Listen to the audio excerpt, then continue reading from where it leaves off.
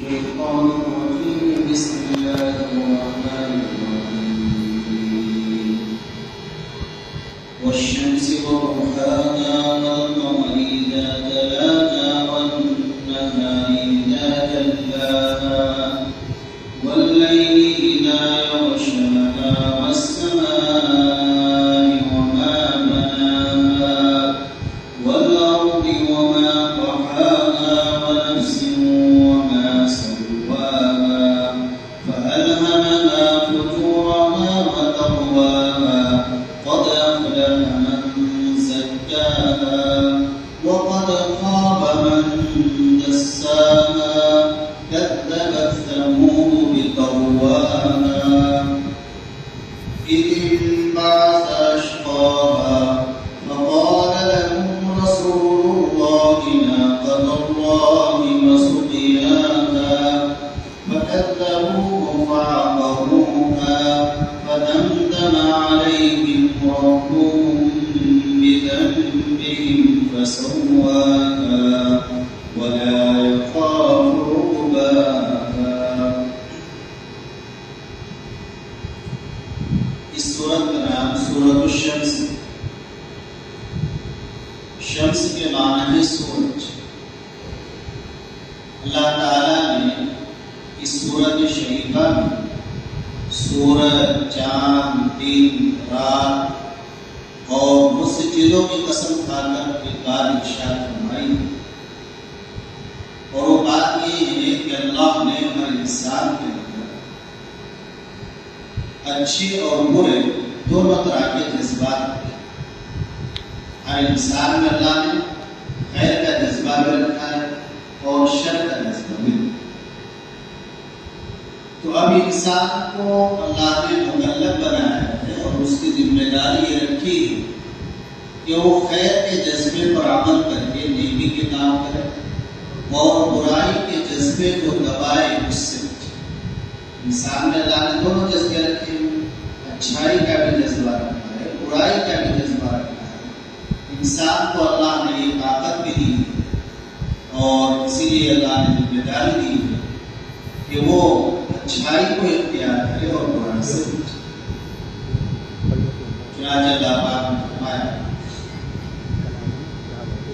قسم ہے سورج کی اور اس کی پھیلی ہوئی دھوپ، والشمس وضحاها، قسم ہے سورج کی اور اس کی دھوپ کی پھیلی ہوئی دھوپ، اور چاند کی جب وہ سورج کے پیچھے پیچھے آئے، اور دن کی جب وہ سورج کا جلوہ دکھائے، اور رات کی جب وہ اس پر چھا کر اسے چھپا دے، اور قسم ہے آسمان کی اور اس کی جس نے اسے بنایا.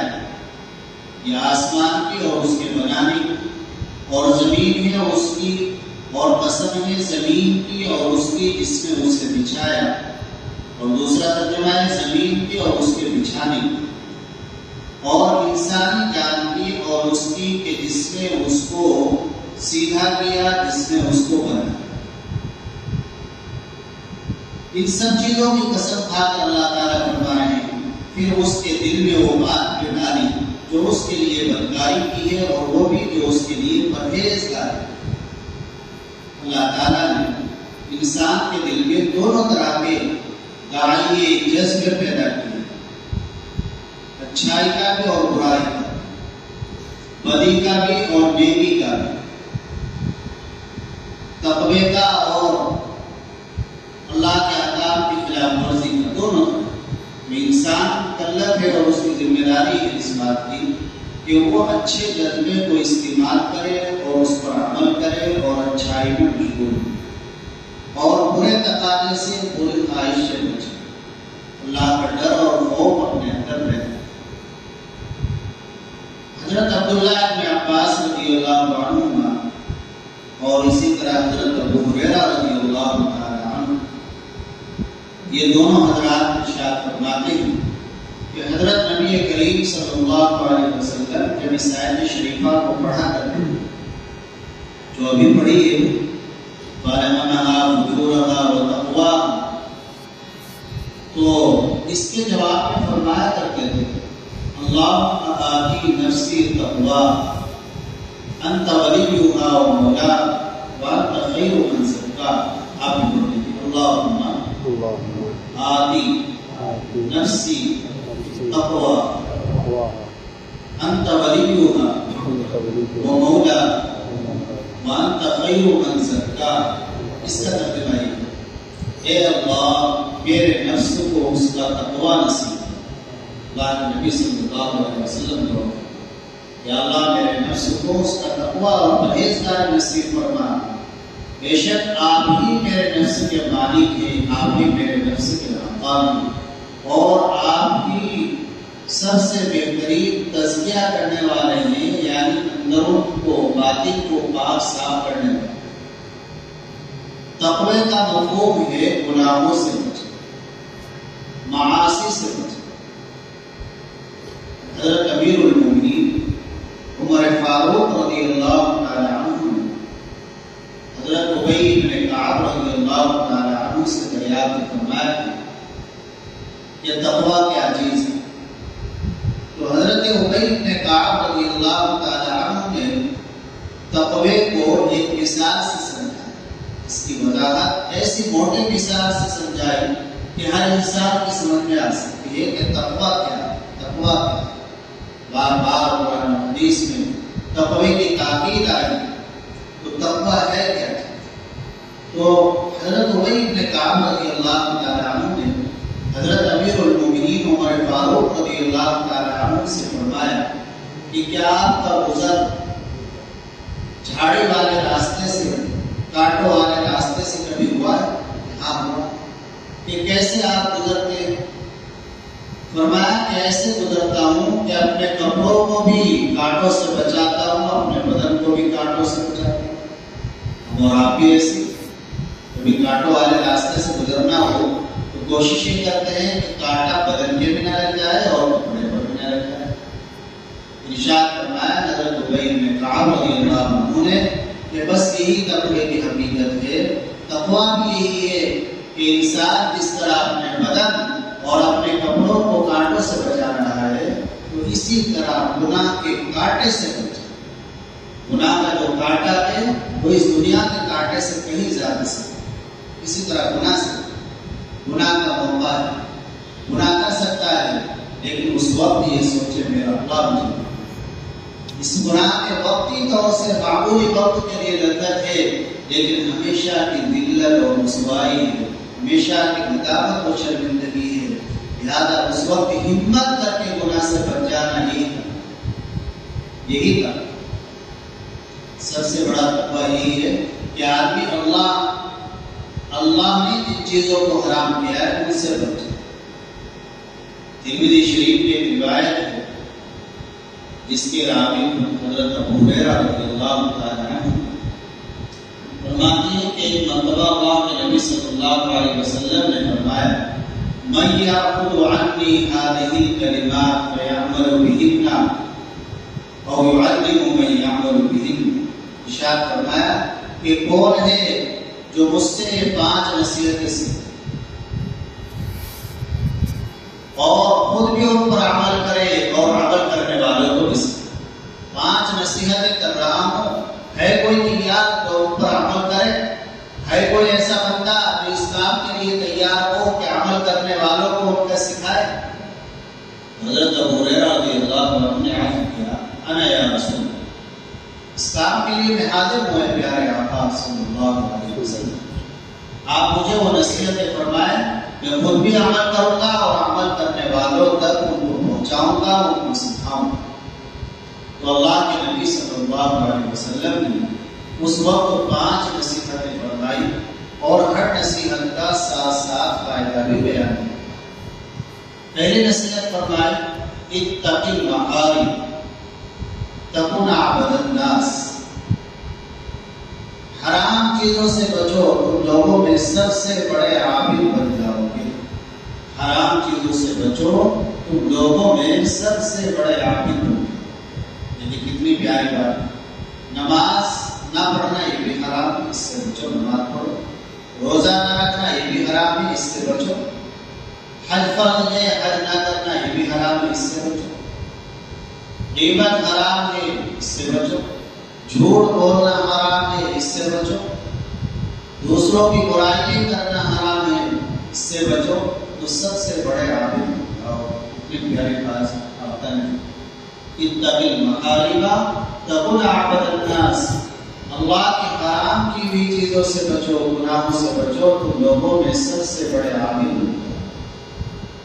اور دوسری بات ارشاد فرمائی، آگے ارشاد فرمایا وَرْضَ بِمَا قَسَمَ اللَّهُ لَكَ تَكُونَ مِنَ النَّاسِ، اللہ کی تقسیم پر راضی رہو، تم لوگوں میں سب سے بڑے مالدار بنو۔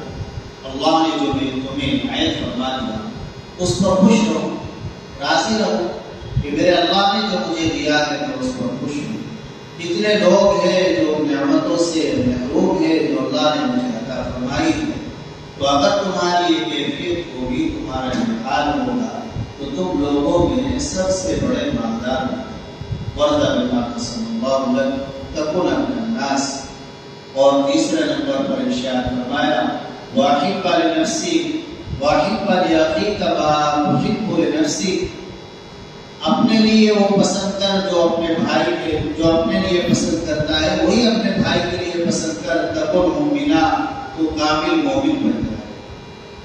اور چوتھی چیز ارشاد فرمائی وَأَحْسِنْ إِلَىٰ جَارِكَ تَكُن مُسْلِمًا، اپنے پڑوسی کے ساتھ اچھا سلوک، اچھا برتاؤ کرو، تم سب کے کامل مسلمان۔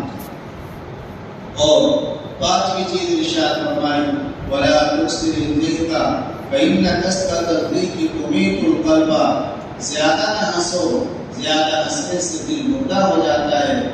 مردہ ہونے کا مطلب یہ ہے کہ پھر اچھائیوں کی طرف دل نہیں چلتا ہے، پھر دل کے اندر جو نور پیدا ہوا ہے عبادات کے ذریعے وہ نور ختم ہو جاتا ہے۔ تو فَأَلْهَمَهَا فُجُورَهَا وَتَقْوَاهَا، اللہ تعالیٰ نے ہر انسان کے نفسوں میں دونوں چیزیں رکھی ہیں، نیکی کا جذبہ بھی رکھا ہے اور تقوی کا جذبہ بھی رکھا ہے۔ آگے فرماتے ہیں قَدْ أَفْلَحَ مَنْ زَكَّاهَا، کامیابی اور فلاح اسے ملے گی جو اس نے اپنے نفس کو پاکیزہ بنایا۔ اس نے اپنے نفس کو پاکیزہ بنانے کا مطلب یہی ہے کہ انسان کے نفسوں میں دونوں طرح کی خواہشات ہوتی ہیں، اچھی بھی اور بری بھی۔ بری خواہشات سے بچے، اچھی خواہشات کو اپنائے۔ بس اس نے گویا اپنے نفس کو اندر سے پاک کر لیا، صاف کر لیا، اور اللہ ایسے شخص کی کامیابی کا اعلان فرما رہے ہیں تو اس کو فلاح مل جائے گی، کامیابی مل جائے گی۔ فلاح کا کیا مفہوم ہوتا ہے؟ فلاح کا مفہوم یہ ہوتا ہے، فلاح اور کامیابی کسے کہتے ہیں؟ ہم تو یہ سمجھتے ہیں کہ آدمی نے مکان بنا لیا، پیسہ ہے، یہ شخص سے بڑا کامیاب ہے۔ فلاح اور کامیابی کہا جاتا ہے انسان کی ہر مراد کا پورا ہونا اور اس کو کوئی غم نہیں۔ کامیاب وہ انسان ہے کہ جسے کوئی غم نہ ہو اور اس کے ہر مراد نہیں۔ پوری دنیا میں آپ نظر دوڑا لیجیے، وہی انسان نہیں جسے کوئی غم نہ ہو، چاہے وہ پردھان منتری کیوں نہ، اس کی بھی ہر مراد نہیں۔ لیکن ہر جنتی کے ساتھ یہ معاملہ ہو، ہر جنتی کی ہر مراد پوری ہوگی اور اسے غم نہیں ہوگا۔ تو فلاح اور کامیابی سے کہ ہر مراد پوری ہو جائے اور کوئی غم نہیں، پوری دنیا میں آپ دیکھ لیں کوئی انسان آپ کو ایسا نہیں۔ قَدْ أَفْلَحَ مَنْ زَكَّاهَا، فلاح اور کامیابی اسے ملے گی جو اپنے نفس کو پاکیزہ بنائے گا۔ وَقَدْ خَابَ مَنْ دَسَّاهَا، اور نامراد ہوگا وہ شخص جو اپنے نفس کو گناہ میں دھسائے گا، گناہ کی دلدل میں دھسائے گا، وہ نامراد اور ناکام ہوگا۔ كَذَّبَتْ ثَمُودُ بِتَقْوَاهَا إِذِ انبَعَثَ أَشْقَاهَا فَقَالَ لَهُمْ رَسُولُ اللَّهِ نَاقَةَ اللَّهِ وَسُقْيَاهَا فَكَذَّبُوهُ فَعَقَرُوهَا فَدَمْدَمَ عَلَيْهِمْ رَبُّهُم بِذَنبِهِمْ فَسَوَّاهَا۔ قوم سمود نے اپنی سرکشی سے وقت کے پیغمبر حضرت صالح علیہ السلام کو جھٹلایا۔ جب ان کا سب سے سخت دل اور سخت دل شخص اٹھ کھڑا ہوا تو اللہ کے پیغمبر نے ان سے کہا کہ خبردار، اللہ کی روکنے کا اور اس کے پانی پینے کا پورا خیال رکھنا۔ پھر بھی انہوں نے پیغمبر کو جھٹلایا اور اس روٹی کو مار ڈالا، تو نتیجہ یہ ہوا کہ ان کے پروردگار نے ان کے گناہ کی وجہ سے ان کی اینٹ سے اینٹ بجا کر سب کو ہلاک و برباد کیا۔ اور ولا یخاف عقباہا، اور اللہ کو اس کے کسی کوئی انجام کا کوئی خوف اور ڈر نہیں۔ ان اخیر کی آیات میں قوم سمود کے واقعے کی طرف اشارہ کیا گیا ہے اور اس کو بیان کیا گیا ہے۔ قوم سمود نے حضرت صالح علیہ السلام سے مطالبہ رکھا کہ ہم اس وقت ایمان لائیں گے جب کے سامنے جو پہاڑ ہے اس پہاڑ سے آپ ایک 10 ماہ کی گیاون اونٹنی نکال کر دکھا۔ دیکھیے مطالبہ کیسا بٹھنگا ہے، کہاں پہاڑ کہاں اونٹنی، وہ بھی 10 ماہ کی گیاون۔ حضرت صالح علیہ السلام نے اللہ کے سامنے دعا کی، آپ یہ تو کوئی مشکل نہیں۔ چنانچہ اللہ نے معجزہ ظاہر فرما دیا، پہاڑ سے اللہ نے اونٹنی نکال دی، بڑے شاندار۔ اب وہ لوگ سرکشی پر اتر آئے، کچھ لوگ تو ایمان لے آئے اور بہت سے ایسے رہے جو ایمان نہیں لائے۔ پھر حضرت صالح علیہ السلام کی جو اونٹنی تھی اس کے لیے پانی کا ایک دن مقرر ہوا کہ بھائی ایک دن یہ پانی پیے گی، باقی دنوں میں تم پانی لے جانا۔ اس دن تو چلتے رہے، اس کے بعد پھر خلاف ورزی شروع کر دی، اور پھر ایک دن غصے میں آ کر اس اونٹنی کو قتل کرنے کے لیے تیار ہو گئے کہ اس کو قتل کرے۔ چنانچہ حضرت صالح علیہ السلام نے وہ سمجھایا، مانے نہیں، تاکہ اللہ کی اس نشانی کو انہوں نے قتل کر دیا جب پھر اللہ کا عذاب آیا اور سب کو تباہ و برباد کر دیا گیا، اسی کو اس کو گیا۔ اور آخر آیت میں یہ فرمایا گیا ہے کہ اللہ تعالیٰ جو بھی فیصلہ فرماتے ہیں اور جو بھی اللہ کرتے ہیں تو اللہ کو کسی طرح کا اس کام کے کرنے میں ڈر اور خوف نہیں ہوتا۔ اس کو آپ ایک مثال سے سمجھیے، ایک بادشاہ ہے، وہ کسی دوسرے ملکوں کے بادشاہ پر اس کے لشکر پر حملہ کرتا ہے، تو حملہ کرتے وقت چاہے وہ کتنا بھی سپر پاور کیوں نہ ہو، حملہ کرتے وقت یہ اندیشہ اور ڈر رہتا ہے کہ ان کی طرف سے انتقام اور بدلے کی کارروائی ہو سکتی ہے، وہ بھی ہمارے اوپر حملہ کر سکتے ہیں۔ کتنا بھی بڑا سپر پاور ہو، ہر ایک کو حملہ کرتے وقت اپنے انجام کا خوف اور ڈر رہتا ہے کہ الٹا ہمارے اوپر حملہ نہ ہو جائے، انتقامی حملہ۔ لیکن اللہ کو ایسا کوئی ڈر اور خوف نہیں ہوتا، اللہ کو نہیں ایسا کوئی ڈر اور خوف کو میرے سے انتقام